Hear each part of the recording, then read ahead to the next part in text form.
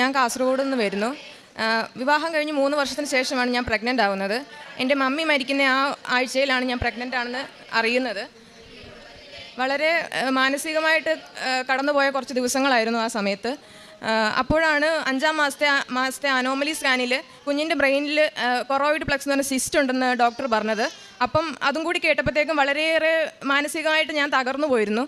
അപ്പോൾ ഞാൻ എൻ്റെ വിഷമം ഞാൻ എൻ്റെ ആൻറ്റിയോട് ഷെയർ ചെയ്തപ്പോൾ ആൻറ്റി പറഞ്ഞു നമുക്ക് കൃപാസനത്തിൽ പോയി ഉടമ്പടി എടുത്ത് പ്രാർത്ഥിക്കാമെന്ന് പറഞ്ഞു. അതേ തുടർന്ന് ആൻറ്റി കൃപാസനത്തിൽ വന്ന് എനിക്ക് വേണ്ടി ഉടമ്പടി എടുക്കുകയും ഒപ്പം എൻ്റെ ഭർത്താവും എനിക്ക് വേണ്ടി ഉടമ്പടി എടുത്ത് ഇവിടെ വന്ന് പ്രാർത്ഥിച്ചു. എല്ലാ ദിവസവും ഞങ്ങൾ ഉടമ്പടി പ്രാർത്ഥന ചെല്ലുമ്പോൾ ഉടമ്പടി തൈലം എൻ്റെ നെറുകയിലും എൻ്റെ വയറിലും തടവി ഞങ്ങൾ പ്രാർത്ഥിക്കുമായിരുന്നു.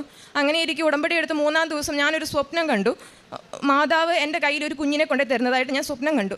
ആ സ്വപ്നത്തിൽ അത് കണ്ടപ്പോൾ മുതൽ എൻ്റെ ഉള്ളിൽ നിന്ന് ആരോ പറയുകയാണ്, എൻ്റെ കുഞ്ഞ് മാതാവിൻ്റെ കയ്യിൽ സുരക്ഷിതമാണ്, ഞാനൊന്നും പേടിക്കേണ്ട എന്ന് പറയുകയാണ്.